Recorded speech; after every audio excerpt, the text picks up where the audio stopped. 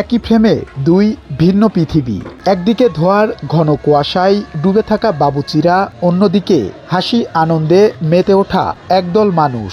কেউ ধোঁয়ার মাঝে হাত চালাচ্ছেন, কেউ বা গনগনে আগুনের সামনে দাঁড়িয়ে মাংসে মশলা মাখাচ্ছেন। চোলার আগুনে চোখ জ্বালা করলেও বিরতি নেওয়ার সুযোগ নেই, কারণ সময়মতো খাবার পরিবেশন করাই তাদের একমাত্র লক্ষ্য।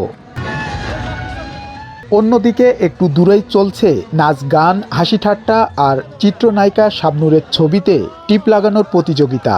দুই বিপরীতমুখী দৃশ্য একই ফ্রেমে বন্দী। এক পাশে অক্লান্ত পরিশ্রম আর আরেক পাশে আনন্দের ঢেউ। দেশের বিভিন্ন পার্ক ও বিনোদন কেন্দ্রে এমন দৃশ্য এখন নিত্যদিনের। শীতের শুরু থেকে শেষ পর্যন্ত নানা শ্রেণী পেশার মানুষ দল বেঁধে পিকনিকে যান। তাদের খাবারের দায়িত্ব তুলে দেওয়া হয় বাবুচিদের কাঁধে। সকাল থেকে বিকাল পর্যন্ত যখন আনন্দে মঞ্চে হাসির রোল পড়ে, ঠিক তখন রান্নাঘরের কোণেই আটকে থাকেন এই নৈপথ্যের নায়করা। জীবিকার তাগিদে তারা ছুটে আসেন বিনোদন কেন্দ্রগুলোতে, কিন্তু আনন্দ উৎসবের অংশ হওয়ার সুযোগ পান না। তবে এতে যেন তাদের আক্ষেপ নেই, তাদের কাজই যেন তাদের আনন্দ।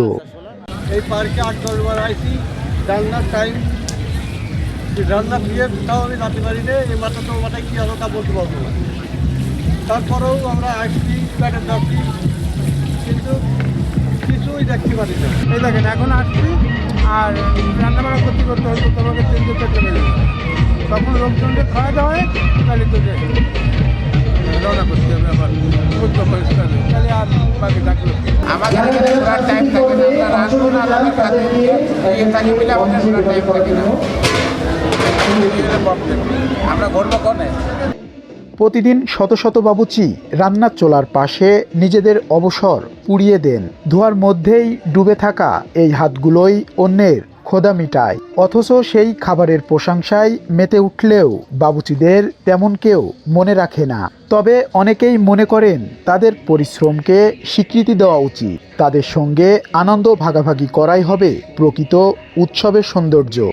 আমরা আসছি আজকে এখানে ড্রিম ভ্যালি জোহান্স পার্কে, ঝিনাইদহ। তো এখানে তো হাজার হাজার মানুষ ঘুরতে আসছে। এখানে প্রত্যেকেরই একটা খাওয়া দাওয়ার প্রোগ্রাম থাকে আসার পরে।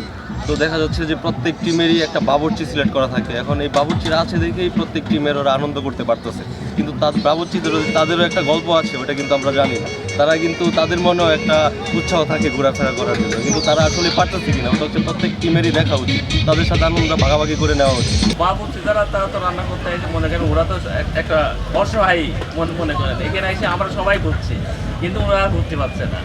ইনার এক কথা একটা বন্দি মতো আর কি, ঠিক আছে।